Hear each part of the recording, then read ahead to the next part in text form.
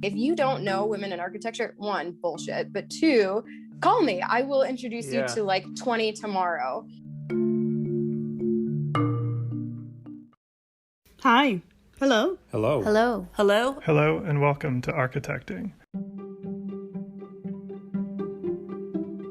This is a podcast about the lives of architects. About the people and stories behind the buildings that we see around us and the images that brought them to life.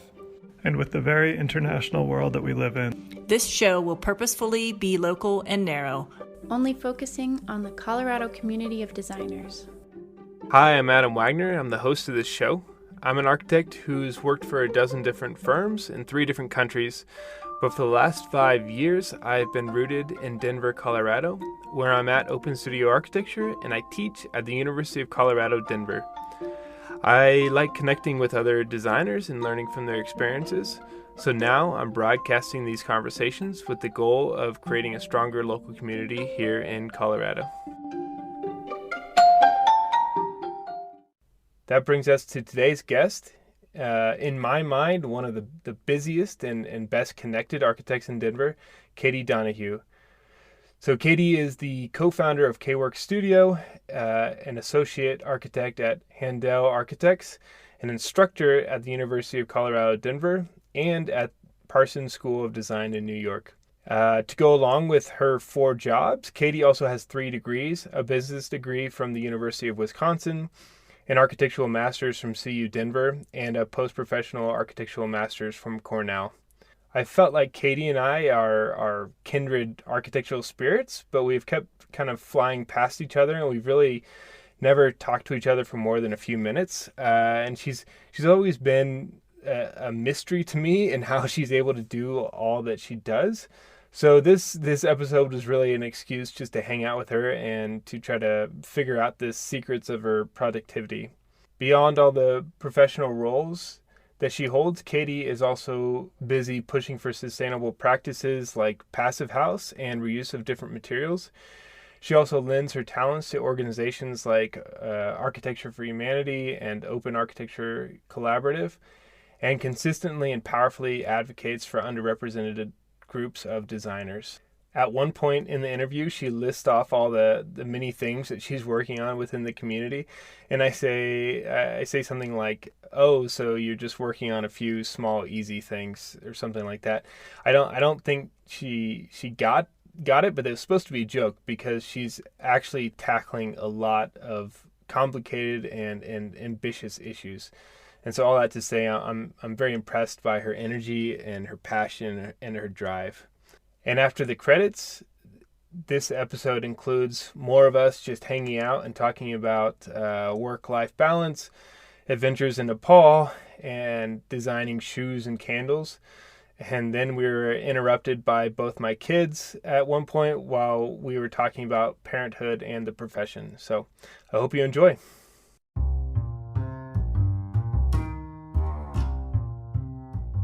So our goal at Architecting is to help connect Colorado designers, and nobody is already doing this better than Modern in Denver.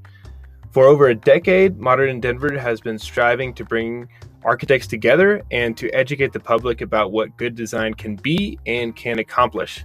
I'm very excited to be working together with them now on this shared goal. So over the years, they have constantly created fantastically curated stories about Colorado designers and projects, and work to connect the profession with live local events. So go out now, buy a copy of their new print issue, subscribe to their weekly email list, and follow them on Instagram.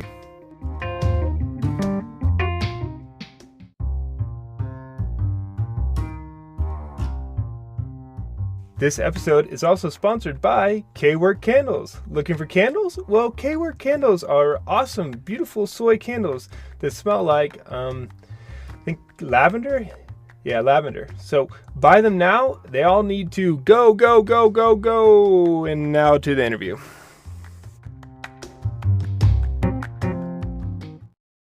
I have the worst deadline story ever. This was with 2 colleagues of mine, and we were doing a competition, kind of for fun, kind of for passion. And we worked really hard on it. Like It was submitted via email, which I think is like dumb and archaic. It's like there's no like FTP protocol, blah blah blah blah blah. So fine, we email it, and at the last second, I had tested all my like email methods to make sure it would go through because it was up to 25 megabytes, and of course, like 15 minutes before the deadline, I'm like, it's not going to send. I'm like scrambling to try all these methods, send it at like 1 minute before. By the time it actually like sent, it was technically 15 seconds late, and they disqualified us. And I feel horrible to my colleagues because it was all my fault. 15 seconds. No way. Say la vie.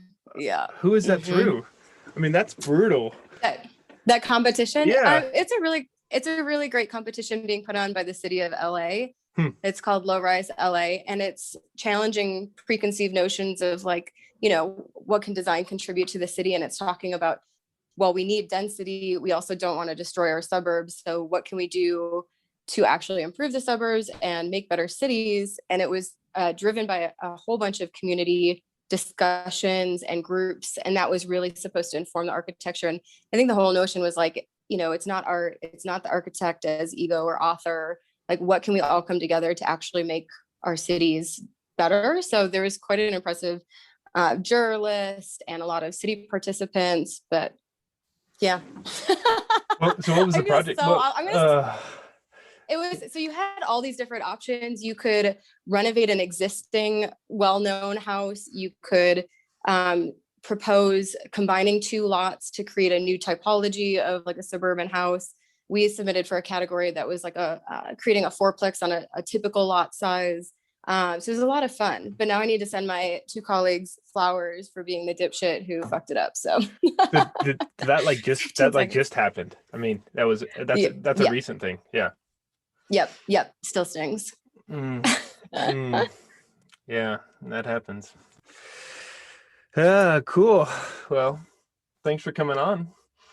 Yeah. Thank you for having me. It's funny. I feel like I know you really well, but we've only met, I think, once in real life.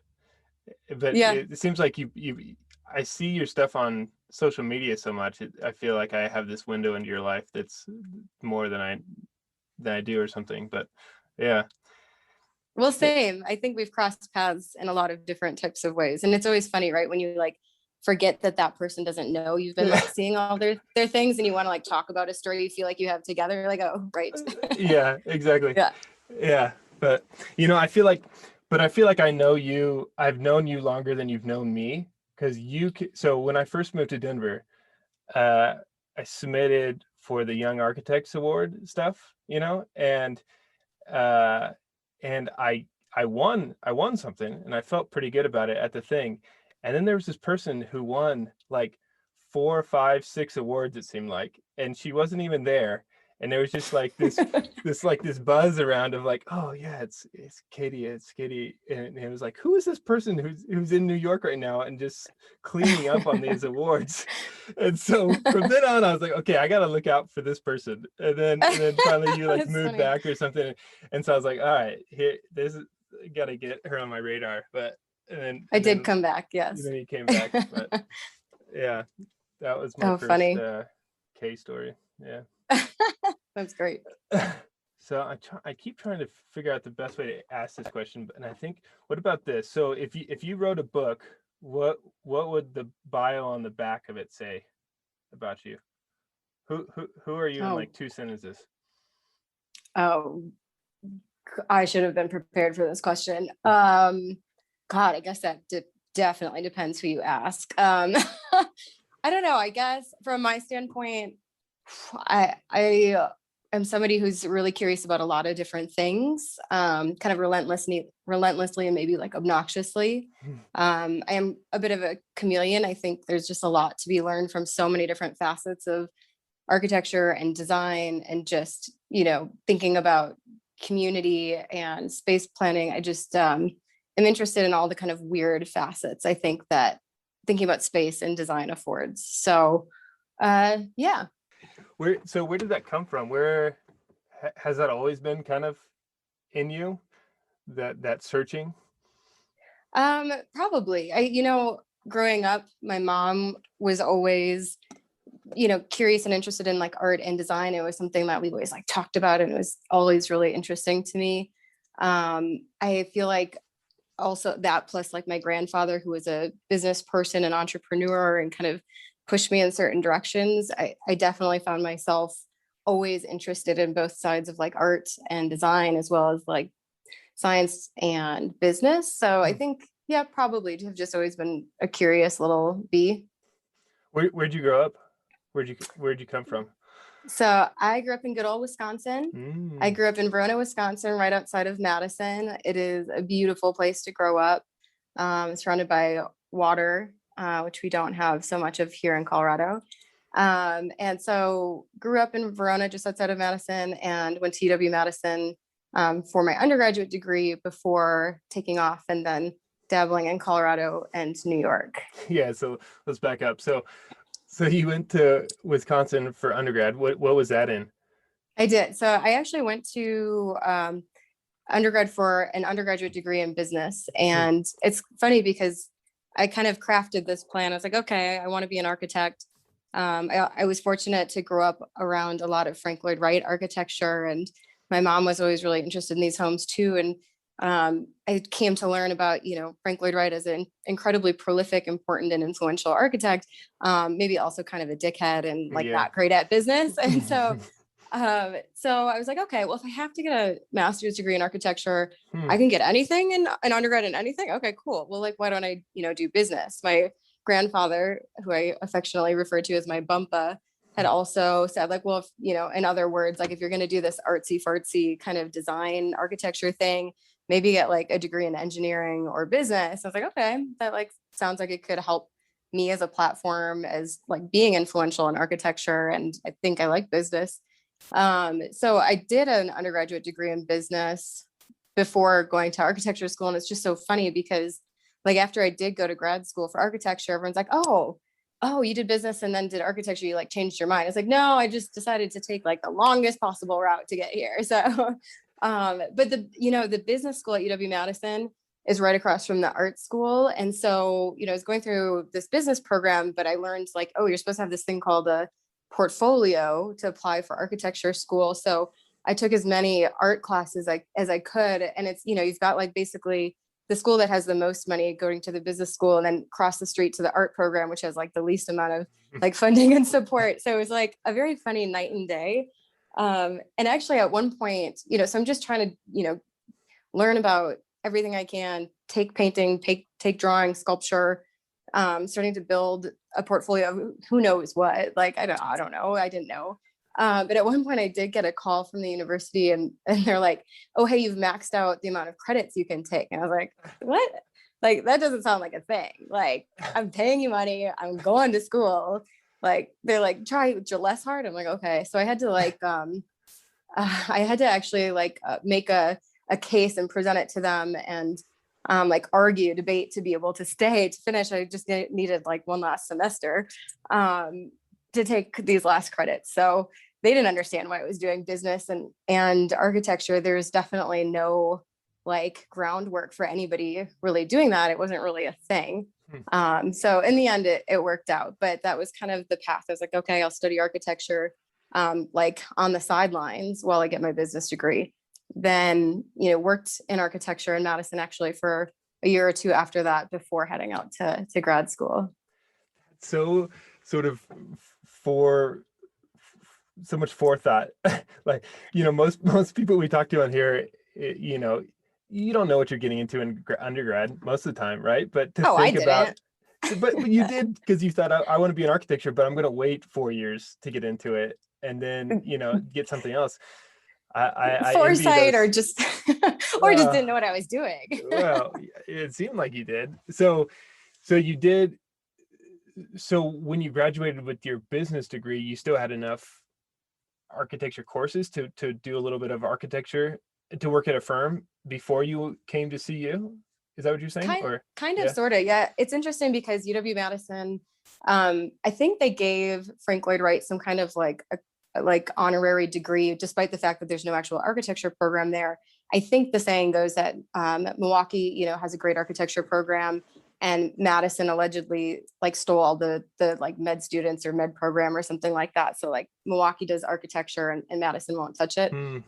So I didn't have any technical architecture classes.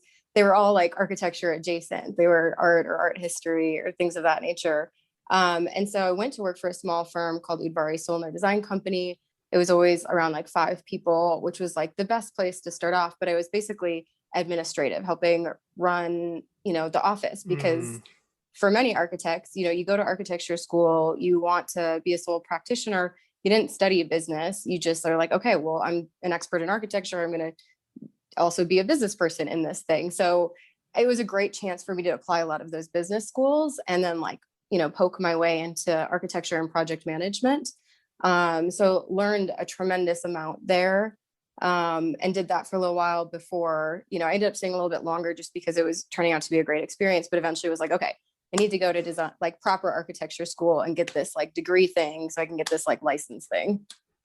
So then what was that choice like of deciding where you want to go? I ended up the complete opposite of where I thought I was going to go. I was really interested in the East and the West Coast. I think that was back in like 2007, like recession time. The small practice that I had been working at was actually doing pretty well despite the recession, just because they had somebody for the first time who was kind of doing a business and business development role, I think. And so they, tried to offer me a track to become a partner, but I'm like fresh out of undergrad school. I was like, I think I probably need to learn some more things, as enticing as that is. And so I really thought I'd end up on the East or the West Coast. And I was learning more about Denver and Boulder. And at the time, it was a really big deal. I think it was Denver that had mandated that all municipal buildings were going to be LEED accredited. And so like that was progressive at the time. And so I'm like, okay, they care about the earth. They want to make a difference. This is, a big part of why I want to go into architecture. And so there was a design build program that like was really quite strong, and still to this day is incredibly strong. So I ended up choosing to go to University of Colorado, Denver for my grad school. And also Jonathan, my now fiance, we were kind of like, well, let's pick somewhere to go for 3.5 years. And then we'll go to the East or the West Coast. It was kind of the trajectory. And I think like a lot of people came to Denver and was like, well, shit, I like really like it here. It's pretty great. It's kind of like the best of both all the worlds. So yeah, ended up here, which I really didn't think would be the case. Didn't even end up doing the design build program. Found myself working for the biggest architecture firm there is in the world, Gensler, and then a one-person architecture firm, endemic, Clark Fenhouse. Like, could not be different worlds. And I was like, well, I really like, both of these things. So I kept doing that. So the plan was get educated. I ended up staying around for a while and working for Gensler. And then I was like, okay, well, Jonathan, we're looking at the East and the West Coast. And so I decided to do a postgraduate degree program. So that's actually what ended up taking me to the East Coast before I came back here. So let's go back. So you're going to grad school at CU. And it's so funny. You're the second person in a row who's been talking about Clark. He keeps coming up on this podcast. Oh yeah. He's a very influential guy, I think, at that time. I mean, yeah. But so yeah, you're going to school, and so you do 3 years there, and you work for Gensler in the summer, or when you graduate, or when you're working for Clark too. Yeah. So all the while I'd been doing an internship basically for both. So was dabbling in both kind of worlds while I was a student. And then after I graduated, Gensler offered me a full-time position. So I stayed on with Gensler.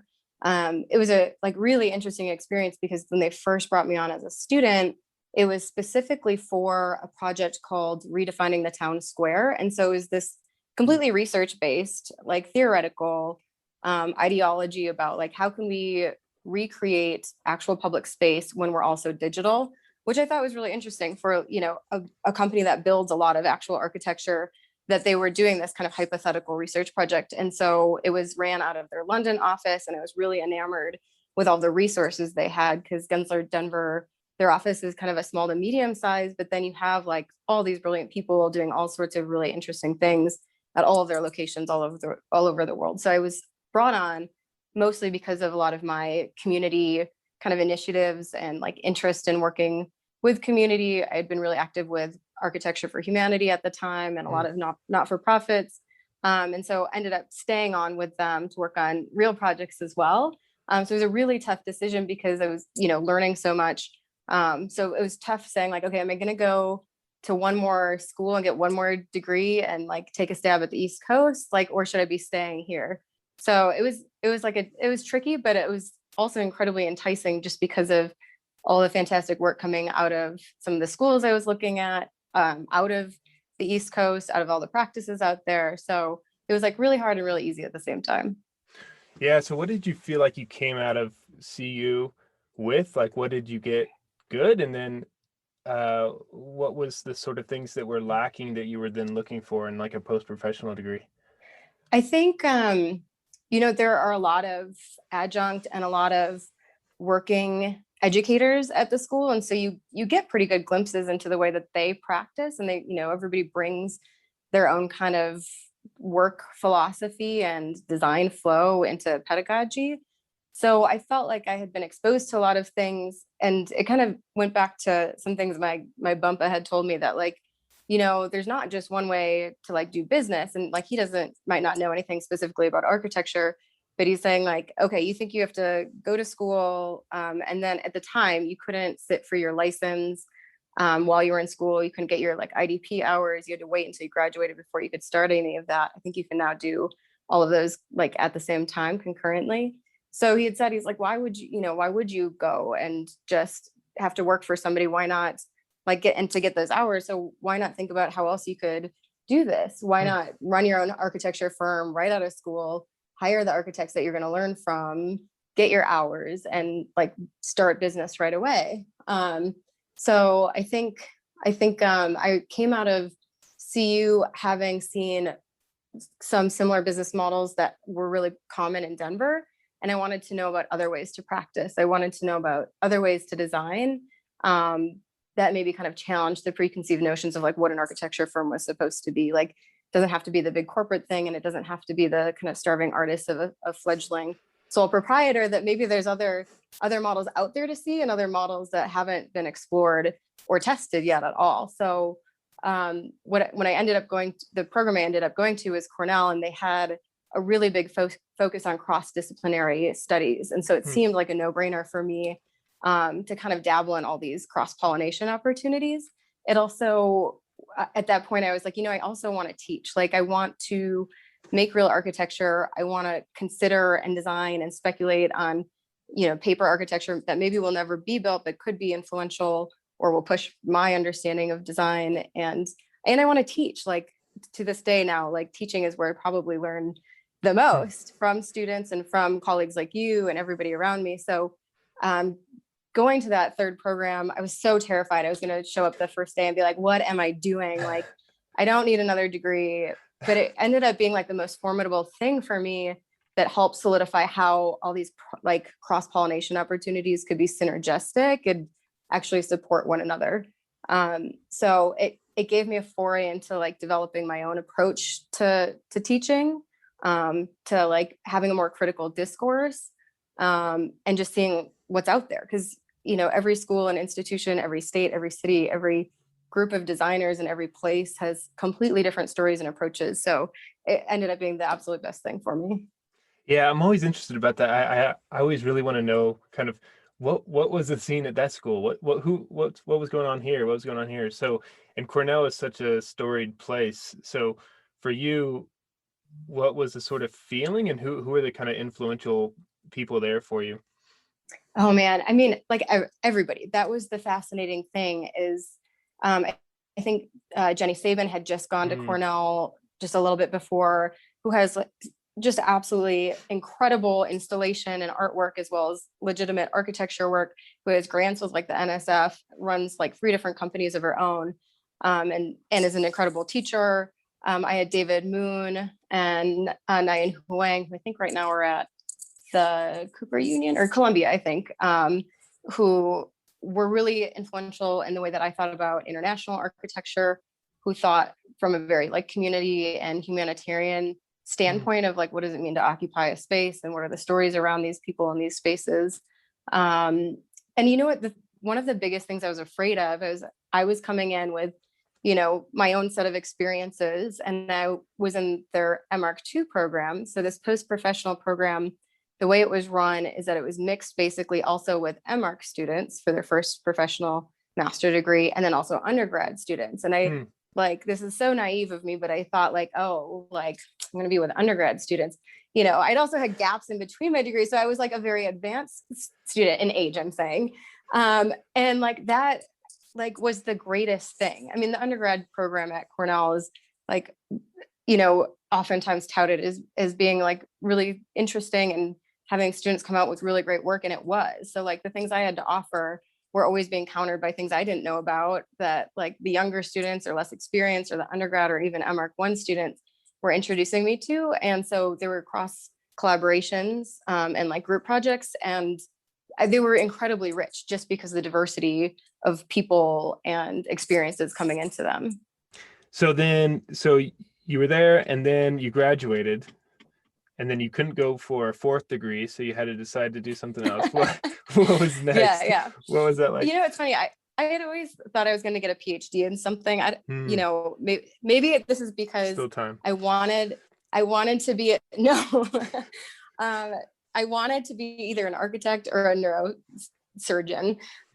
So maybe just want a doctor of architecture to make up for that. I don't know. Turns out I'm horribly squeamish. I learned through a horrible experience when I was working at a vet clinic. I thought I'd, get exposed to anatomy and blood and all this stuff. And, this is when I was in high school, so I had zero formidable, actual real skills. So I just picked up dog poop most of the time. But one time there was an emergency surgery, and the vet had to come in, and they were doing the surgery on this rat. This was this dear woman's beloved pet, and she'd spent thousands and thousands on this rat who had cancer. So they had to do this emergency surgery, and I was just tasked with you're the only one here, high school child, just look at this machine and tell me if this line goes over here. I was I could do this. This is so exciting. And I'm watching. And as soon as that knife went in, and there was so much blood for this tiny little rat, I was just whoa. And then the vet's you need to sit down. I was no, I'm fine. And after the fact, he's I think you're squeamish. And I was no, I must not feel well, because I'm really interested in this. So it was quite a paradox for me to be really interested in it, but then be a total wuss about blood. So I was okay, architect it is. Yeah, you can carve into buildings in those systems. Yeah, the blood looks different. It's yeah. So okay, so you asked me. So I graduated, and wasn't quite sure what I was going to do. Jonathan and I were talking about he would come to the East Coast, or I would come back, or would figure it out. And I found myself just with incredible opportunities, having gotten to network with so many architecture firms and architects that I had learned about in textbooks were all of a sudden in front of me at events, and open to having conversations. So I ended up staying there to work for what was, at first I was well, I should work here at least for just a year. I'm here, I might as well. And so 1 year of being there turned into 2, 3, 4, and then I think about 5 years later before I decided okay, I'm gonna, Denver's the place I want to be. I'm gonna go back to Colorado, and I'm gonna practice there. So you were in New York, and were you working for Handel then, or? Yeah. So it's funny because this is so silly of me. I had a precedent in my architecture portfolio when I went to interview for a job with them. And I did not realize it was their project, which is absolutely asinine. In my defense, it was an early project from many, many years ago that maybe probably even shouldn't have been in there, but it had referenced one of their Flushing Meadows pool recreation center and a really interesting structural anomaly. And I remember the Rick interviewing me. He's oh, you have our project in there. I was uh-huh. Of course I do. So I felt very full circle. And so I ended up working for Handel Architects, and I still work for them today. And they do incredible work. They are pushing the boundaries of what sustainable high-rise buildings can be. They have a very strong stance on improving the urban life of people in cities, and how do we make this better, because we all need to think about urbanism as our future. And so it became a fantastic place to learn, to also be challenged for sure. And so I ended up staying there a lot longer, because it was this is actually a really tremendous fit. Yeah, I think they're interesting, where they seem like a boutique firm in some ways, but then I was surprised when I went and looked, how many it's like 200 people or something like that. And the project scales that they're working at is huge. And, but it doesn't, in my mind, at least, doesn't seem like a real like corporate kind of firm, or at least, but. Yeah. Yeah, that's a really interesting observation. I think, Handel's grown a lot pretty quickly. I think we have about 130 people in New York, which is our headquarters office. We have, somewhere around 10 to 20 then in Hong Kong, in Boston, and then San Francisco. And I think somebody once had said, like, Handel Architects is like the most famous firm you've never heard of. Yeah. And they they kind of fly under the radar, but the amount of work that is coming out of that office is pretty tremendous. And I've heard some of the partners say that, like, they like to still think they're a pirate ship, even though maybe they have become the size of like the oil tanker, but they pride themselves on continuing to think like a boutique firm, or to really be hard pressed about design and to not let anything overcome that. So what's your kind of role within the firm there? Yeah. So when I decided to come back to Colorado, I had enough small projects of my own. Since about 2013, I'd always been working on my own small projects for K-Work Studio, which has gone through like different design name changes and such. So it was always, whether it was a renovation or a pavilion or an art installation or something of a small scale, I was just always interested in having my hands on something and dirty and like making. And I was addicted to also the fast nature of doing something small, but it was also really obsessed, and still am, with the impact that something big can have on, our friends, our neighbors, generations long after we're past. So I'd always been kind of doing these small things on the side. And sometimes there were nice synergies with bigger companies that I worked with, like with Gensler. I had done a Kickstarter for Museo de las Americas to create an outdoor pavilion for students that didn't have art programming and were in kind of higher risk or less privileged schools. And so that had that like small thing I was doing had forayed into this like bigger thing. So I'd always been doing these kind of small projects, and I had enough of them that I was like, okay, go back to Denver and spend my time doing my own projects. But in the back of my head, I was like, I think Handel Architects needs to be in Colorado. We have a lot of work on the East Coast and the West Coast. And I was like, it makes no sense not to. And so Gary Handel had kind of approached me and said, like, you should take Handel to Denver. I was like, yeah, so we should do that. So I have, this very unconventional kind of day-to-day. So my time, I flex between part-time and full-time with Handel. I flex between part-time and full-time with K-Work Studio projects.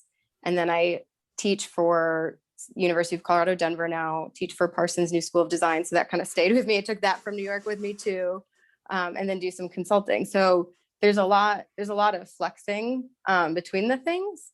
But it seemed like a no-brainer. So do like Handel should be doing these types of projects here. And I should be working on both. Yeah, that's one reason why I just wanted to have you on the show, because I think when I wrote to you, I said, you're so mysterious. Can we talk so I can figure you out a little bit more? Because it was like, okay, you have K-Works, you're working for Handel, you're teaching here and you're teaching here. How are you doing this, and how are you balancing it? And so you really do, you go kind of full-time to part-time with Handel. Your time is allowed to kind of flex there. Is that depending on projects or what? Yeah, it is really project based. And I think it's either like really brilliant or whatever the opposite is, but projects flex so much and ebb and flow, where we need a lot of effort during deadlines, or we need a lot of time for a certain effort, or when things slow down. So there is a lot of kind of back and forth. There was a period of like 4 or 5 months where I went back to New York to work on a specific project, a passive house design project at the University of Toronto, Scarborough, and got to kind of really focus on like facade design there before I came back. We recently did a pretty large effort for around 2 million square feet for the old Greyhound site here in Denver. So I came on, would come on full time for certain projects. And like the same thing happens with K-Work Studio. Sometimes my business partner and I, Katerina, will find ourselves with 5 deadlines, and they might be teeny tiny projects, but I'm sure, as you know, like teeny tiny projects, they kind of take the same amount of effort as like really huge projects. I think you still have the same fires and communication to go through. So I think it's a nice kind of flex between those things. Yeah, that's so interesting and so nice. Just that kind of balance, I feel that I feel of that entrepreneurial kind of spirit of your own firm versus being within a larger group where you're able to kind of work on bigger projects and be collaborative, and they're always kind of tugging on me in different ways, and I have to kind of let one take the reins. But it seems nice how you figured out how to kind of hold all the reins, I guess, or and pull them back. Because but you're not dissimilar, right? Like, okay, your treehouse, I'm obsessed with. Like that's a project also. And so that I think it's in all of us, this desire to be entrepreneurial, because something was in us early on, some spark to just want to create. And especially with your business degree, where it seems like you're able to do it, and you're able to maybe not be as afraid of some of those opportunities as others, or maybe just see them differently, right? Like that business school could give you. So let's talk about K-Works again. So talk about the sort of genesis of that, and then your partnership with Katerina, and like how that's come together. So Katerina is my good friend and business partner. She's in New York. She's from Austria. And so when we first met, I didn't find this out until like years later, but when we met, she was like, oh my God, who is this nerd? Because it was when I was debating about going back for a post-professional degree to go to grad school again. And I was like, do I really want to do this? So I was going to like the open houses to these schools. And so like, most schools had an open house, like Columbia and Cornell. And then I called Syracuse and they're like, oh, we don't like have one. It's like, well, is there like a student who could just show me around? So the dean called Katerina and said, hey, there's a student. And that's when she's like, okay, who's this dork? But in retrospect, if the dean called her, like, who's the biggest nerd, right? Like they called you to like do this. So she did a horrible job of selling the school. I didn't go to Syracuse, but she like really sold me on like her and her work. She was just finishing up her thesis project at the time. She's really interested in it, and her work was really engaged in time, geology, the earth, impacts and cycles. And a lot of my work from school and to this very day has been really interested in time, material, consumer kind of patterns of waste, like the things that we discard that we don't even realize, like these strange cycles and the like possibilities of material that we don't really understand, and like material that could be used in different ways than how we use them conventionally, from the scale of art or like a product or a really big building. So we, I didn't end up going to that school. So we didn't cross paths for maybe 2 years. And then we both found ourselves working in Manhattan. And I don't even remember who called who, but like we got together to chat about work and see if maybe there were some projects we wanted to like help each other with, kind of these small projects that we were always doing on our own anyway. She was working for Christian Lahoud's studio, who does really incredible interior architecture and design for a lot of retail, like high-end retail. And so she was also always just like, couldn't help herself but to do these other projects too. And so we got together, and I remember we were both like, ooh, let's get wine and French fries. And we're like, we're going to be best friends. Like, this is something. So it was kind of like that day we started working on a project, and then we actually were shortlisted for this architecture competition to do an installation project in Boston. And like, we just never stopped working together. So there's one point, both of us were working pretty challenging hours at the architecture for our full-time jobs. And so we always found ourselves meeting in Koreatown, because it was like the only place that had 24-hour cafes. So like we would just go to the same spots, and then eventually we're like, we should maybe just like move in together. She was living in a teeny tiny studio near Times Square. I was living in a teeny tiny apartment in West Harlem. And so we decided to get a place together, and decided the Bronx was the right place to go. We could get enough space to potentially build some stuff in there. And we just wanted to learn about an area that was subject to a lot of upcoming gentrification. Thought it was, maybe wise to go and like kind of learn about these areas. And so we, moved in together. We're working on a slew of strange things. And then when I came to Colorado, decided to go back to Colorado, where it was going to become, a lot of my focus. She's like, yeah, let's keep doing all this stuff. So between the two of us, like, we're really great at kind of that ebb and flow and back and forth. And so we have, any range of projects from like, some products we're working on designing, ADUs, or like tiny little renovations, like really unglamorous stuff. And also just like really fun stuff, art museum installations. We had ended up being the architect of record for a pop-up art installation museum. And then they found out we had been both really busy at that time. And the whole art museum was about sustainability. And we're like, oh my God, we should tell them that we want to also do an art piece.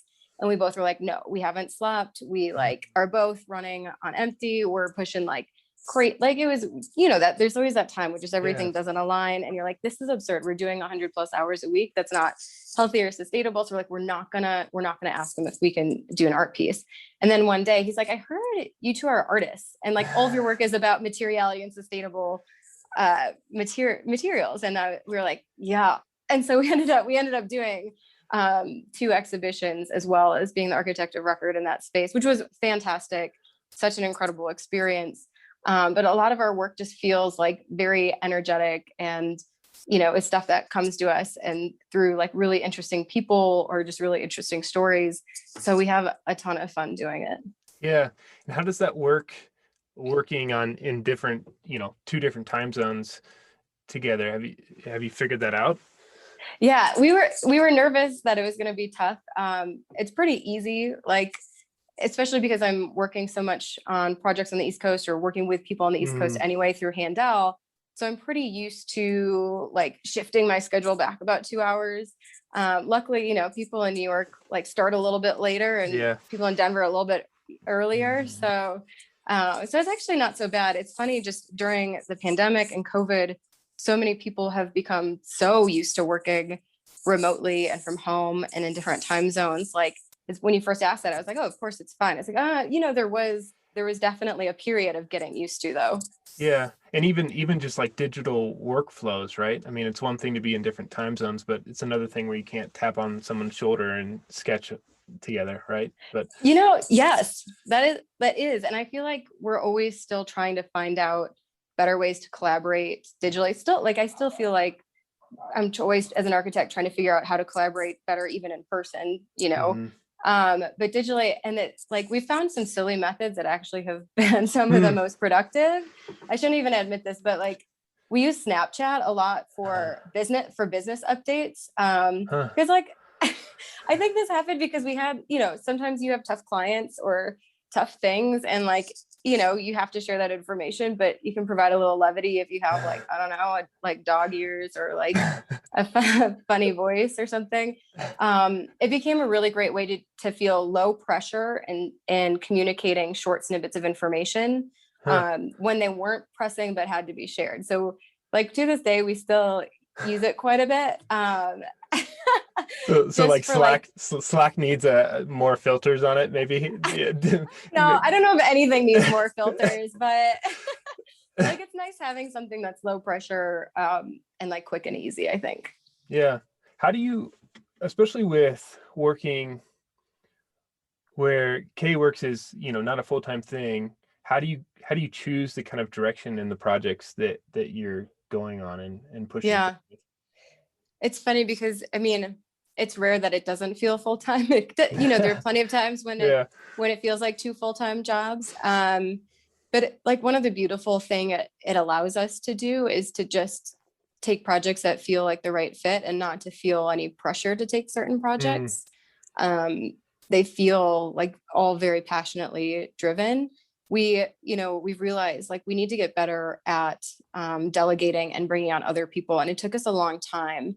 And we kept thinking that like, okay, well, us bringing on other people or expanding forces means like we need to, in the conventional sense, like have one office and have salaried employees. And we realized that like there is this beautiful opportunity of collaboration in way different ways, whether it's an independent contractor or somebody who's really fantastic at everything from creating a beautiful production set to bringing in new ideas of design approaches, to visualization, to storytelling. So we've started to get better and are always kind of figuring out like, how do we bring on the right support to both like allow us to do the things that we're the best at, and also because we're realizing how much we have to learn from different people who practice architecture differently. So when we find that, we know that we want to be small, like we like that our work is small, and we, know that, some of the scope and scale will grow, but like we want to find ways where we can stay kind of small and intimate in the way that we design. So, bringing on the right teams of people enables us to like flex when we need to. If there's a project that we just love and know that we don't have the capacity, then we start talking to people and expanding kind of our network of like, who else would be the right person and be interested and be able to like relay with us, which, it's always a process. And I think our business model is a model based on changing. And so we're continuing to grow or figure, like change and evolve and like figure it out. But that was just, that only happened in the last year where we realized that like, we don't have to grow in the way we've seen everybody else grow. And we've always known that wasn't probably our model. So it's been really fantastic, like the people that we've been starting to work with. So I hope we continue to find other ways of collaborating. That's really interesting. I get sort of scared of this trend, that I see of bigger firms kind of gobbling each other up until it's just one big world firm or something, and one Gensler finally wins. But this other model of kind of the gig economy, or of kind of all these little collaborations occurring, I don't know if I'd heard it put that way. And it's really interesting. Yeah. I hope that maybe it's kind of the opposite of that. Yeah. It's so funny that you have your feet in both of those worlds, the large and the small. And yeah, let's talk about teaching. So yeah, you wanted to teach. You got into it pretty early, right after graduating. How did that kind of happen? It was actually, it was a little bit further down the road. I knew I was interested in it. I started writing about architecture more as an avenue of kind of thinking more from an academic standpoint, as well as from like, serving a client and trying to get a project built. But it wasn't until I was in New York at Handel that I had an opportunity to teach for Parsons School of Design. And they have an architecture program and interior design and all sorts of fantastic things. So I started teaching for them like hand drawing and rendering and interior kind of focused work in person. And eventually I got lucky that they, were like, well, we're pushing to create an online curriculum. This is like pre-pandemic. And they're like, we don't love it, the idea of like art and design being online, but all our competitors are doing it. So we need to offer it.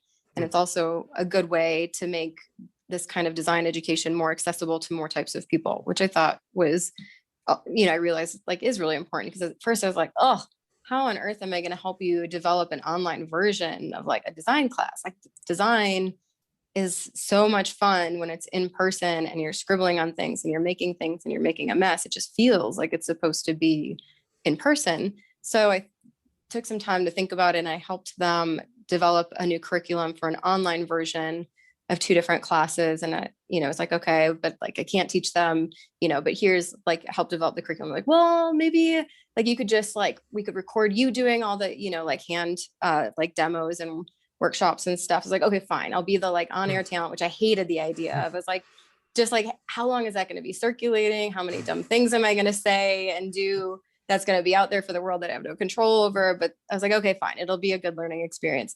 So like filmed all of it, and they're like, okay, but can you also just like teach one class? It's like, no, I can't also do that. And eventually I was like, okay, this sounds like fun. So it ended up being a complete blessing in disguise, because it was not long after that, I started shifting to teaching online, that I was like, I'm going to go back to Colorado, but this is terrific. If you don't mind, I'd love to still teach it online. So I got to stay, and I still to this day get to be a part of Parsons and do it remotely. And then not long after that, we all were doing everything remotely. So it's been fantastic to stay a part of what I think is a really interesting institution. and to kind of like question different ways of thinking about teaching online and teaching design and teaching remotely, all these fun things. But I knew as soon as I came to Colorado, I'd reached out to various people at University of Colorado, Denver, and was like, hey, I want to teach there. I want to teach there. Like, let me teach there. And they're like, yeah, sure. I was like, oh, great. Okay, awesome. Oh, that's easy.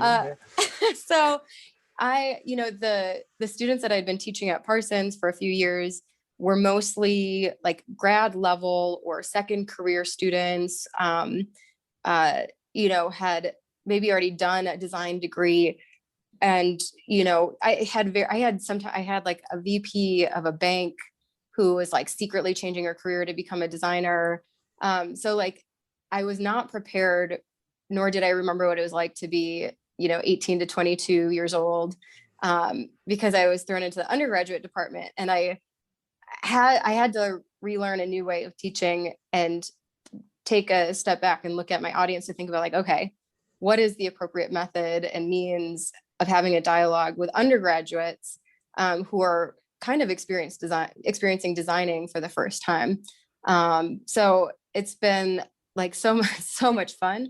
And it keeps me so much on my toes. Like there are students that are always bringing new perspectives and ideas to me, but it also puts a pressure on me to know what's going on, for me to seek out new ideas or to question ideals that I've developed when I present to them. And so I realized that like, while I only teach, like a class or two at Parsons and a studio, which is, though a studio is, a good chunk of time, but like a studio, and mental effort and and endurance. But I just realized I'm like, I don't think I could ever not teach. What's it allow you to explore? Are you able to sort of start defining kind of your own project within architecture and using those studios to push that forward? Yeah, I've always, sometimes more successfully than others, but I've always tried to bring my work into the classroom, not just to like give examples or talk about work, but to also help kind of develop it. So if there's something like speculative that Katerina and I are working on, kind of using it as a vehicle in the classroom, depending on kind of the studio brief. If I have, depending on the semester, sometimes I might have more control over what the project brief is and like what we're doing. And other times it might be more tightly coordinated. But in those instances where I try to parallel it with some of the work that I'm trying to advance, because I think it's the richest when I can bring something and the students can contribute something. It can be kind of an ongoing dialogue to push new ideas that otherwise, I don't have as fertile a testing ground somewhere else. Yeah. I'm curious if you find yourself doing the same thing. I try. I've mostly taught studio 2 and 3, and I think you're mostly like 3 and 4. And so 2 and 3, it's so difficult just to get the sort of basics of it. But I've been teaching these drawing classes more lately that you help review, where it's able to think about more representation in that way. But sort of less about design. But that's something that you look at full-time professors and the sort of the specific kind of path that a lot of them go on, right? That you have to in that tenure track of kind of thinking through what your project is. And I've been thinking about that a lot lately, of like how forced do I make that, versus how that kind of comes about, Yeah. And sometimes you can't like help it. Right. Like there are semesters where, I don't know, the project is something that is a little bit more disparate than anything I'm working on, but I just always find myself talking about materials and materiality. And so like a big interest of Katerina and mine is working with cellulose and pulp and fiber. Cellulose being the most abundant raw material on Earth, one of the most renewable materials for regrowth, and also just like a lot of fun because it has so many latent characteristics, working basically like recycled paper, like, can mold it into like chunky oatmeal and all this stuff. And we did a few projects using discarded unused toilet paper. And I just find somehow it always becomes relevant, like toilet paper to whatever architecture project. So like sometimes you just can't help that, like the things you've learned or the things that are passionate to you, like come out in surprising ways, it feels like. Right. And we have such small amount of time to do anything, and even when you're working so hard and doing so much, to make sure that sort of effort or those it takes a lot of time to go down those rabbit holes and then to try to make them continue on, like I've seen you do with these projects, like these pulp projects and these things, where it seems like you're using a minuscule level, a material level, thinking about material, but then you're crafting space and thinking about space in a different way from those things, and kind of reiterating and building that up on itself. Yeah, it's Exactly. interesting. Yeah. I Yeah. think it's inspiring to share that with my students, because I know when I was a student, I didn't expect some of the like art installation and small architecture projects and experiments that I was doing as a student, sometimes in the classroom, sometimes on my own, sometimes with like, a client, and sometimes just like to mess around with stuff and because I was curious. But I didn't realize at the time how much, that would continue to carry with me for a very long time. And become real projects in the future. Actually, one of the projects that I did in school, an installation project, and in the end, somebody snuck it into a Handel rendering, and they're like, "Yeah, we'll do that." And so they were gonna, the project ended up being put on hold, and they were gonna put it, but this was gonna become an art piece in a Manhattan building, which was like never my intention. So it was like it felt very full circle, and I think it's also encouraging to students to know that like, your passions and interests that you're developing now are legitimate. And they can and should go on to influence your work, whether you decide to be your own practitioner or go work for some big conglomerate, but like that's your individual contribution that you can bring to the table. And like, you'll never know where it might come back. And these, projects are never done, right? Like we could rehash or redesign them a million times. And maybe 5 years from now, you revisit it with a new lens and it becomes something you didn't expect. So I think that it's motivating for me. I like to think for the students it also is, and gives them kind of, a platform, or to know that they do have a voice. Yeah. Well, and just that idea of putting things out there into the world, right? And not knowing how they're going to land, but doing it in a rigorous way that then people pick up on, and it snowballs into something else, like that sculpture into a rendering, into a real building, into whatever. Yeah. Like keep going, Exactly. My little Exactly. treehouse into a magazine. I love that treehouse. My old fence that I didn't want to figure out how to put in the dumpster. So yeah, you decided to come back to Denver. And so what was that choice a little bit? And then what is sort of your community here in Denver, and what gets you excited, or what are you passionate about here within this space? Yeah. So coming back to Colorado, it was never the plan. And like I said, both Jonathan, my fiance, and I were like, well, crap, like we didn't expect to like it here so much. This was supposed to be just a pit stop on our life trajectory. And so it was interesting deciding to come back, but it felt really right to be able to really engage in small projects and big projects and help hopefully sustainable and passive house and like projects that radically care about the environment and people that Handel does, like get it here. And so coming here, before I had left, I should say, like a lot of my work and interests were humanitarian and philanthropic and nonprofit based. And I learned something interesting when, I was fundraising and trying to like get people to care about things, that all of a sudden when I worked for Gensler, they were willing to listen a little bit more. At first I found myself kind of like angry about them. Like, you should care about people and the environment because they're on the planet.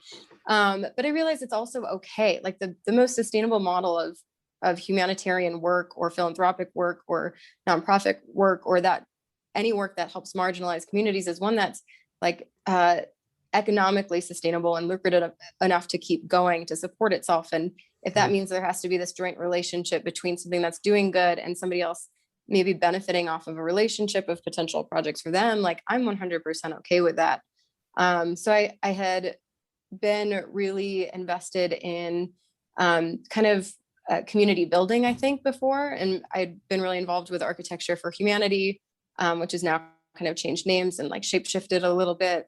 And then I think when I came back and And I think a lot of us are thinking about marginalized groups a lot differently in a new lens and like with heightened attention to them. So I've been thinking a lot about like being a woman in architecture and how can I help other young women in architecture, and am I doing enough to be a voice of advocacy for young women in architecture, to stay in architecture, to help give support and means and resources to allow people who otherwise might feel pushed out of the profession to stay. So I feel like that's an ongoing personal project. From the very beginning, I've really been interested in materiality and like the crazy stories of waste that we just don't realize. And I'm 100% guilty. You know, you throw something away and just never see it again. So trying to do projects that use waste in a new way and that can like hopefully change product streams, but that can also educate. So like the toilet paper project like didn't look like toilet paper. You never would have guessed it was made out of toilet paper. It was this big 70-foot canopy. But then if you like were interested a little bit to like read about it, you'd be like, what in the heck? This thing is made out of like discarded toilet paper. Did you know that, you know, almost every single big building, janitors come in, they take partial rolls of toilet paper and they just throw them away about like 3 times a day, because it is cheaper than paying janitors more hours to check for like empty rolls only. They'd have to check a whole bunch more. So labor is more expensive than toilet paper, is more expensive than our trees, which is like a whole absurd, silly, but ginormous issue that could easily be rectified by people who design toilet paper holders, for example. Or thinking about like, what do we do with paper as being like such a fantastic resource in the first place? So I think like the biggest avenues I'm hoping to continue to think about is like community and waste and the impact it has on us every day, the times we see it, but also maybe more so the times we don't see it. And then in addition to, you know, being an advocate for, I think, women or gender diversity in general, is just learning to do a better job of listening to marginalized groups, like helping take action, but just listening. Yeah. So just like a lot of little small easy things that you're no, that a lot of big important things. Yeah. Yeah. Now, okay, that's a tough question. Adam, what does community mean to you?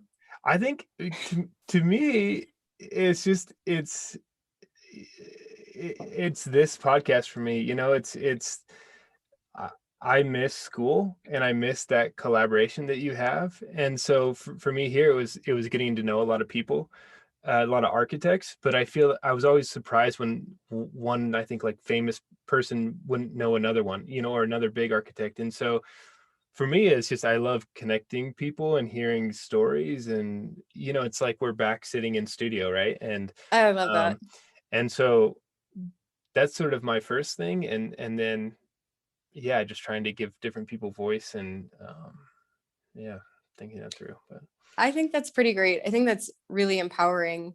I like, right? You get some kind of strange joy from like helping people, and maybe it's actually selfish and not so altruistic because it feels good. Right. But like recently, for example, in my Parsons drawing class, I had a few like guest speakers come in and talk about different aspects of drawing. And so somebody I'd met before I was in New York, I met her in Denver when I was working, like before I went into like Gensler, I worked at a software company just to like pay the bills so I could go to architecture school, but also afford a mortgage. So I met her at this tech company, tech startup. Fast forward in the future, her and I both ended up in Manhattan. She went back to school at FIT for fashion design and is now a fashion designer in New York City. Does incredible stuff, largely for marginalized communities, and a big advocate for plus size fashion and for body empowerment. And long story short, she was a guest speaker about drawing and using markers and like in fashion. And it's not dissimilar to how you think about materials in architecture. And a student like a year later came back and said that her sister's a producer who needs a fashion designer who cares about people and like equality in design. I was like, I know the person. Like, yes, this is great. Like, you guys work together and make beautiful things. Yeah. And like I got great joy out of that. Exactly. That's awesome. Well, you know, I just, you know, I'm so happy to finally, this is by far our longest conversation, and get to talk with you. And no, I mean you and mine and your longest conversation. Yeah. And just get to know you better. And I'm always inspired by your energy and your passion and your design and what you're doing in the school and the city. So thanks for coming Well, on. thank you. Likewise. Yeah. You can visit architecting.com, that's architect-ing.com, to see images from this week's guest. And please rate and review the show wherever you listen to podcasts. Have a great week and keep connecting. There's no such thing as balance. I hate that word. Everyone, talks about like, how do you find work-life balance? I was like, I hate that. Like work-life balance. Like there's no perfect harmony between like checking into work and then checking out to live your life. And there's also that silly like saying that like, if you love what you do, you'll never work a day in your life. Bullshit. Like, even if you love it, there are going to be days that are tough. But it like the stuff you love just makes it worthwhile to push through that. And I think there are just an inherent ebbs and flows in any creative field. But it's so funny you bring that up because I've had, I think 3 different people in the last couple of weeks reach out to me and be like, hey, could we just have a chat? I'm curious about like, how do you do this? How did you decide to like start doing your own thing full time? And how do you balance all this stuff? And so like, I think there's a total appetite for reconfiguring the way that we practice. I was talking with Ransom Beagles at our studio. Do you know Ransom? Yeah, that's funny. He's going to be on this summer. I just talked to him. That's so funny. Yeah. I think it was some stupid social media post that he put that I was like, oh, that's pretty, or oh, that's a funny meme or something. And he's like, hey, we should chat. I was like, we should chat. And I had him come and talk to my students. And I was like, we should collaborate. I didn't realize that he's like the landscape architecture version of me and Kat at K-Work Studio because him and his partner are in New York and they started in one place and had to split. And I don't know, like, I have to say there's so much like awfulness that has come with the pandemic, but like this willingness to work differently, I think is pretty cool. Yeah, no, I totally agree with you. That idea of work-life balance, like, and I'm even more into it because I don't, have you met my wife, Rebecca Wagner? She's an architect too. And she works at Ginsler. Oh, really? That's why I like making Ginsler jokes. We went to interview there and I got us an interview with John Gambrell. And we went in there and we both sat down, we were interviewing. And at the end, he said, oh, yeah, this is great. I don't know if I can legally ask this question, but is it okay if we only hire one of you, Rebecca? It was like, and so he always gives, we give shit. I like to give Ginsler shit for that, but back and forth. But John actually like influenced, I think, this trajectory for me quite a bit because I worked with John and he had told me once, I worked on the DIA, the airport renovation, for literally like a day. Like I was calculating U values or something like that, completely insignificant.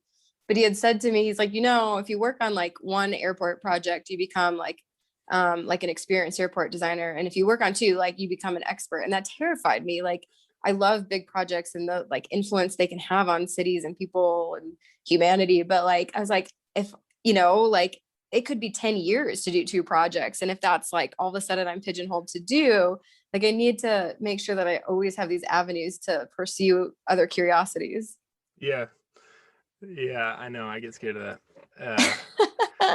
But anyway, yeah, that I'm so into architecture, that's all I'm doing. But I just have to be careful so I don't get burned out with these different things. And I've had to kind of take one, especially since our daughter was born, so we have 2 kids now. It's like it takes a lot. Like, so I've had to take a pause on studio for a little bit, but and I think about that all the time because of all my friends and colleagues who are parents and architects and how incredibly tough it must be. There's something I realized when I found Kat, like her and I joked that it was like love it, like friendship, love at first sight or something like that. Where we have like the right amount of similarities, where we have the same like really core values, and then we have the right differences to kind of push each other, catch each other. And I've had a few other kind of partners or collaborators in way earlier formations of like K-Work Studio who were really fantastic. But I just realized that with Katerina, it was a pretty special fit. Like if she has something in her personal life going, like I've got her back, and I know 100%. If like I need, whether it's a break or there's something going on, like I know that she's like got me and we'll figure it out, which Like, I feel like architecture so often is so cutthroat that we don't leave room for those types of things. Yeah. And so it feels really special where like, if something, because we get to the point of burnout inevitably, it happens, I think, in any field. So like having someone who's never going to judge you for that and is going to like help problem solve a way to deal with it, has definitely changed the way that I work. Yeah, no, that's awesome. And it's like, it's so key finding that person, right? And or you just gotta like put your children to work, like they become your laborers, right? Exactly. Yeah. Yeah, I showed you that model, right? Oh my gosh, so cute, so fantastic. Okay, no, I'll tell you about why we were there, but like, oh my God, I can't believe I had to share that. So let's see, where were you at? Yeah, go ahead. So when I was a part of Architecture for Humanity, I became a part of a design build project to go to Nepal and a pretty remote village called Basa and build an earthquake resistant school, because this was before the really, really big Nepal earthquake that killed quite a few people. But we were going to build this out of earth bags. And so it was a pretty simple structure. And so I kind of got involved in the project late after they had developed some design. And so 8 of us from Architecture for Humanity were going to trek into the Himalayas. It just seemed like an incredible opportunity. So, we had to raise a few $1,000s to pay our way and to support the program. And then we got to go hike into the Himalayas and go to this remote village where no Americans had gone as far as they had known so far. And they were just helping them bring some electricity for the first time. And so we trekked in, and it was 8 of us who were all women volunteers for Architecture for Humanity. And then Jonathan, my other half, was like, oh, cool, that sounds fun, I'll come. And he's not an architect, he works in HVAC and mechanical contracting, but he's an incredible builder. Like the two of us get into so much trouble together. I have an idea and I'm like, let's build it. And so he's like, yeah, I would love to come, that sounds super fun. So it was really interesting because a big driver in the project was that, so it was a school building, just like a single classroom building, but it was going to have bathrooms and nothing, not even like running water necessarily, just toilets. And actually, I think running water might have been a future part of the project. I should check on that. But the idea was like they were going to have bathrooms, and there was a huge problem in the village and like surrounding areas that like all of a sudden young girls weren't going, at a certain point they wouldn't go to school, and then like they dropped out in alarming rates. And it was just menstruation, like nobody wants to talk about it, but as soon as they would get their periods, they were like told to go hide and like legitimately, like, you need to leave the village, we don't want to see you during this shameful period. So Jonathan and I were placed with a family, a mother and a father and their adorable little son Pukar. And sure enough, I think we were in Nepal for somewhere around 3 to 4 weeks, and like there was a week where she was just gone. And if we asked where she was, it's like, oh, she's tending to the fields. And it's like, okay. And so they would be kind of forced to go live in these huts alone during this like shameful period. So just having bathrooms was meant to enable young girls to not be shameful about it, to be able to continue going to school so they didn't get behind. So like, what a silly concept. Like, we just need some bathrooms. So like, let girls be empowered and educated. Like, wow. So we went there to do this earth bag construction, and which like incredibly, like fast forward a few years to the like major earthquake, and we were all waiting like on bated breath for I think like days, if not weeks, to hear if like that building had sustained, if it was still standing, if it like, that was a weird moment. We're like, holy shit, like if we didn't do a good job, that could have fallen on people and killed them, was like a really weird feeling. And so once we got like the report back that the building is still standing, people were able to take shelter in there, it was like, okay. Like that's great. So like the trek in, like the whole experience was so incredibly interesting, like learning, like I've never met an entire community of people more friendly. Like we are complete strangers. I was an idiot and tried to learn Nepalese so that I could like make a formidable effort to talk with them, only to learn that they speak a very specific dialect called Calling Rai, which sounds nothing the same. And they just like laughed at me politely. So it was so incredible. We ate dalbat every day. We like, got to sit around the campfire, and not campfire, their kitchen fire in the middle of the living room. like silly things. Like we were trying really hard to try to break through and not freak out poor Pukar, who was like, who are you weird people in my house? Angry Birds on my phone was the thing that like broke the ice between us. He was so excited to play Angry Birds. And then he was like, okay, I'm okay with you people. So we spent a lot of time building the Earth Bag structure, and we didn't do all of it. There were so many groups and so many people involved in like making it come to fruition. But every day we would hike from our family's home to the kind of project site where the school buildings were. And so what we learned, the brief version of the other part of the story, is that you're supposed to, say Tati Pani, which is like, we're dumb, weak Americans. We can't drink the water here. We need you to boil it for us before we can drink it because we're pussies. And so what we learned is that Tati Pani doesn't translate exactly to boiled water. It just translates to hot water. And so Jonathan and I feel so bad because I think our family got like berated. It's not their fault. Like, we're weak Americans. And we got violently ill, to say the least. So it passed in a few days, but we're like semi-conscious. They were gonna figure out if we did so we like couldn't even leave. It was like one day we both got super sick all of a sudden at the school site, so like we just slept in a different school room until we could like stay conscious. How long were you there?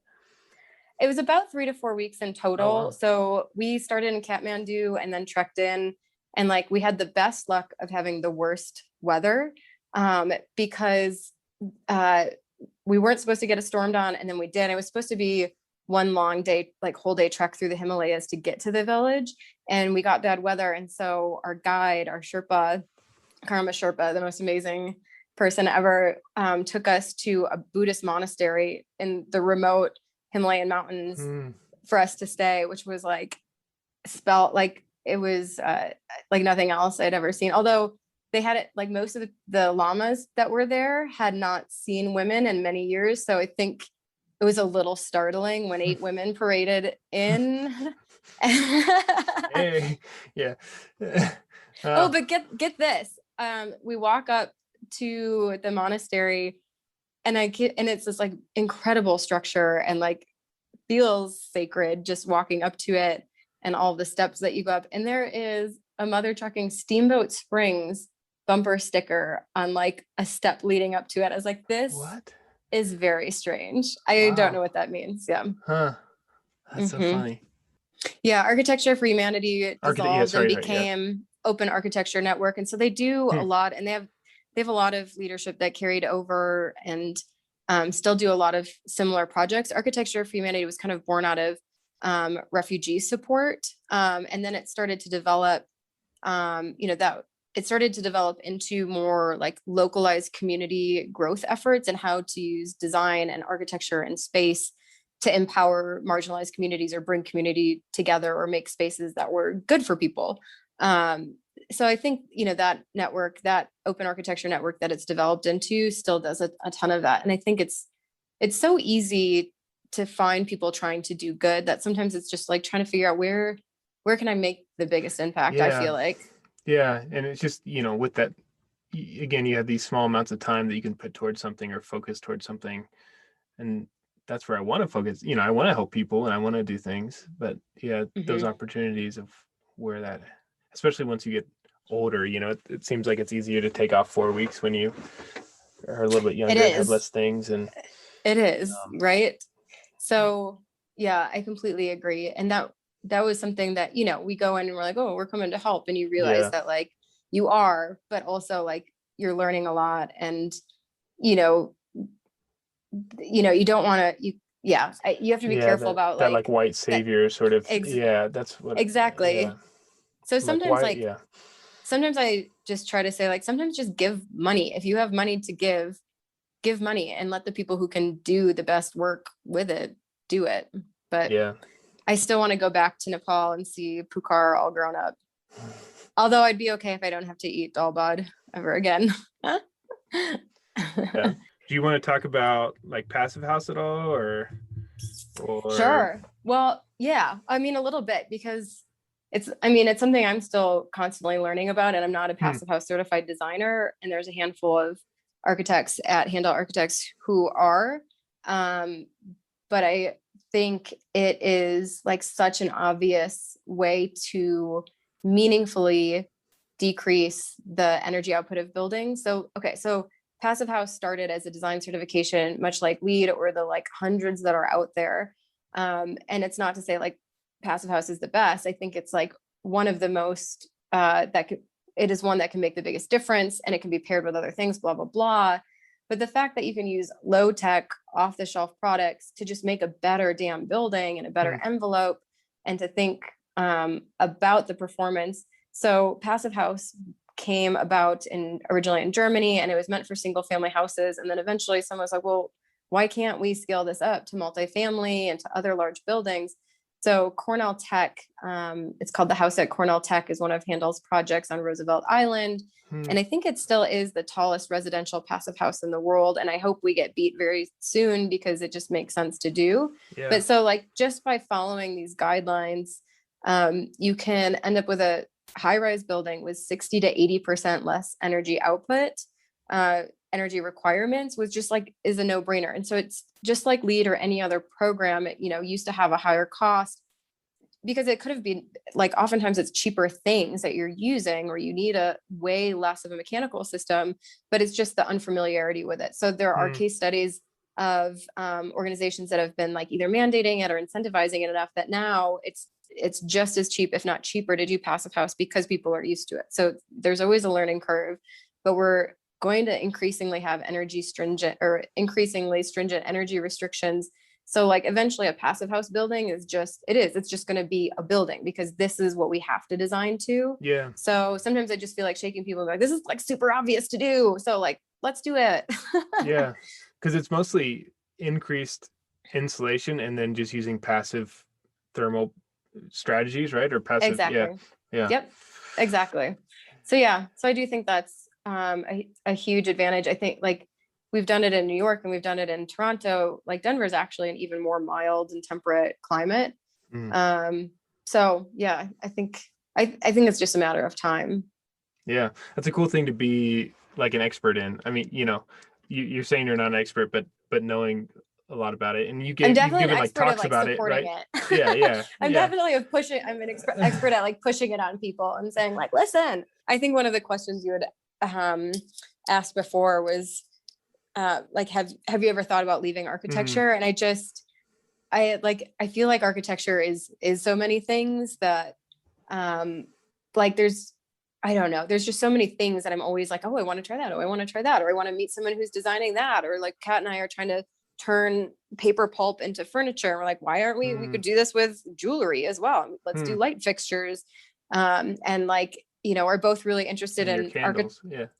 Oh God, it's our candle. So we designed and produced a candle as like a test, just to kind of like test out the market, try out some like manufacturers. But now, which has been really like helpful and informative, but like now we got to sell all these goddamn candles. So if you or anybody wants a really awesome, beautiful soy candle that smells like, I think, lavender, buy our candles so that we I'll put that on the podcast. Yeah.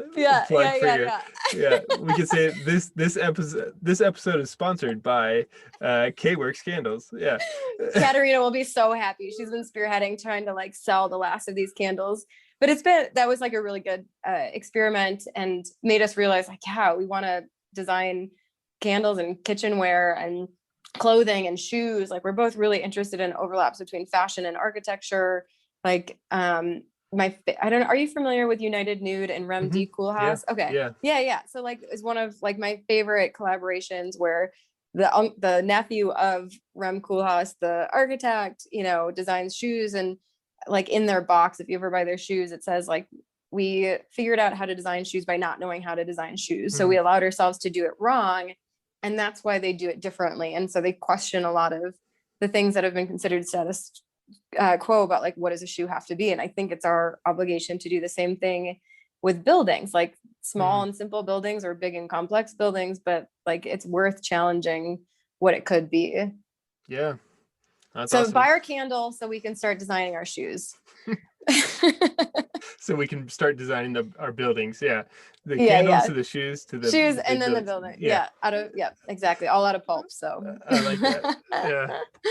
That's cool. Uh, Well, did you finish your thought? Because you said, if I ever wanted to be out of architecture, was that oh, I yeah, I kind was of trying to derailed you with the candles. I was trying to I was trying to say that like there's just so many things that I think are interesting about design. And even if like for all of us with this technical architecture training, like we've been taught to like design and think about design and like really we're problem solvers. And I just think there are so many interesting applications that like I think you have the same thing. Like you just always want to be considering what you could be making. And like there's just something so gratifying about trying something and who knows if it fails, but like making something and manifesting something. And then even if it's that little spider creature from your son, like, you know, it's now a thing that exists in the world. Exactly. So I just thought it was such an interesting question. I think also because women get pushed out of the profession at a disproportionate rate. But like, I think I'm tenacious enough and just too obnoxiously curious about like all the different facets of design that I won't go anywhere. Yeah. Do you want to talk about that anymore? Like being a woman in the profession, or, you know, I don't want to like direct every woman towards that, but I don't know if you had any thoughts or just. Oh, I have thoughts. You have thoughts? Well, lay it on us. Well, no, I think it's a fair question though, because like I had mentioned before, we're all thinking about marginalized communities in different lenses with everything from Black Lives Matters and thinking about Asian hate crimes and all the way that marginalized groups are systemically being oppressed and a lot of times in indirect ways. And there were a few years back that I thought I was like, you know what? I don't know if the best way for me to advocate for women in architecture is to like get on a soapbox and say like, hey, we're here and we deserve to be. Hi, kiddo. Hey, you want to say hi to my friend? This is Kate. Nope, he just brought me a flower. And yeah, there we go. That's so sweet. See, my dogs don't bring me flowers, so like they probably bring you got other that things. going. Well, that's true. They also don't interrupt your podcast, probably. So that's okay. The profound thought that you were just about to finish, they got interrupted by this dandelion. Yeah. But I think that actually it's kind of a perfect segue because like I am a woman who does not currently have children, despite being at an age where most of my similarly aged colleagues do have families or children. And oftentimes, not always, but bear a greater brunt of the responsibilities at home. Not always. Mm-hmm. And I see it taxing on women. And that's why we only see at like upper levels of architecture management, closer to 30% women in architecture. So I hear a lot of people tossing around like, oh, it's 50%, you know, young women coming out of school, but like they drop off at alarming rates. So I think like there are so many different ways we need to explore it. And I don't know the solution, but I'm trying to be a better part of it because like what I was saying before is like, I didn't know if being on a platform and just like a soapbox and saying like, hey, treat us equally was like the right thing to do. I was like, well, maybe I can just like lead by example and be empowered through that. And I think in the past like year or two, I was like, fuck that. That's actually really not enough. And my gentle pushing and prodding of like, maybe you should like have gender diversity just on your juries, or like, why am I one of like 50 or not 50, one of usually like 20 to 30 people at this meeting. And I'm literally the only woman here. Like what is happening that other people aren't empowered or in the positions? It's not because they just chose not to. Yeah. So I think the thing I'm learning to do or wanting to do is to be a louder voice to say like, it's going to require us doing more. I'm completely guilty of having had like academic juries or reviews or forming a panel and like, you know, being like, okay, well, I have one woman on the panel, or I reached out to women and I tried, but they're not on it. Like I used to be just as guilty of that. And now it takes doing more for all of us to say like, okay, if your network does not contain more women, then seek them out. And so I've been trying to tell, you know, especially people in academia, because these are, you know, our students who are going on to be our professionals that we want to stay in the profession. We need women's voices in architecture to say, like, if you don't know women in architecture, one, bullshit, but two, call me. I will introduce you to like 20 tomorrow. And so it takes a little bit more effort because these things that are oppressing marginalized people in any group, they happen with the best intention. It happens from my colleagues who, purport or say, and maybe they are like actual advocates for women, but then their actions aren't speaking loud enough. They're not going take 30 extra minutes to like reach out to colleagues that you're not familiar with. Or if you know that maybe you're finding more women cancel on you and can't attend, then maybe you have to invite more, because they are bearing disproportionate responsibilities. And more often women are taking on more responsibilities also in the office. So Yeah. I think it's important. And it's like the same to you. And also for parents, the fathers, oh my gosh, hi, This is the little cutie. one. Hi. Can you say hi? Can you wave? Hey, can you blow her a kiss? Can you blow a kiss? Oh no. That's her new big thing, is blowing kisses. Thanks, For the power Adam. review. Thanks, Kay. See ya. Bye.